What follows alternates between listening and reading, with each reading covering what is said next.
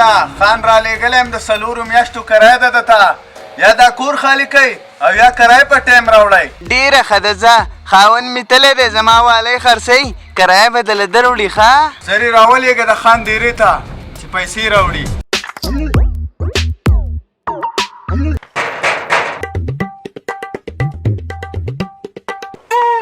السلام علیکم. وعلیکم سلام خان صاحب شته؟ او خان صاحب شته کرایه دې راونډه که نو څه کار دی یو خوا خلک وایي د خان نه مه یارېږه د نوکر نه یارېږه مړه چې اوس در باندې داسې را باندې کوم نو هلته خان ناست دی السلام علیکم خان بابا. وعلیکم سلام په خیر علي بابا څنګه یې ښه حیثیت هم کړی کېنه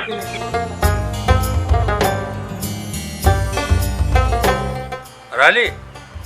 رالم او خان بابا ورځ د څلورو میاشتو کرایه ته جمع شوې ده ځکه خو رالم که نه خان بابا کرایه مې دله راوړې ده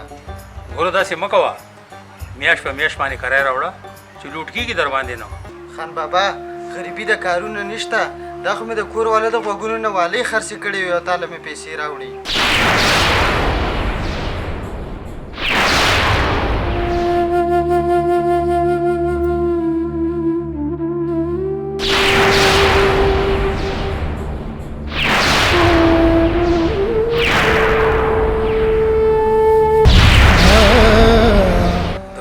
والي دې خرڅې کړي دي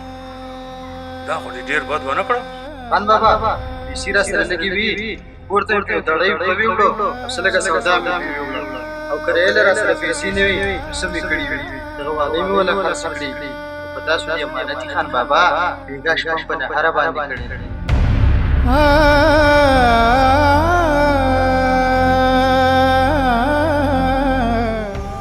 تا ته چې دومره تکلیف و نو تا ما ته نه شو ویلی یاره خان بابا ستاسو نوکر ته خو ما بیا بیا دا وینا کړې وه نه خبیث خو ما ته اړوسو ویلي دي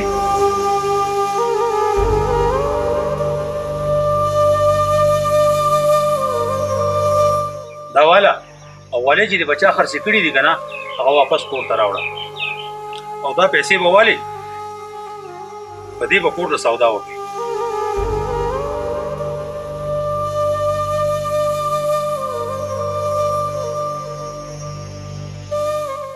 دا ولې خان بابا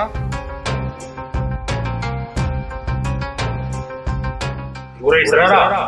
د ګاونډي په ګاونډي باندې ډېر حق دی او بیا زه خو د دې کلي خان یم الله پاک ماله ډېر جایداد راکړی دی ستاسو تپوس په الله زمانه کوي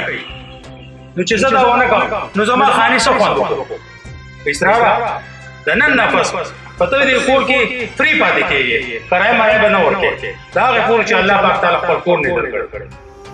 خان بابا الله پاک هم خوشحاله ساته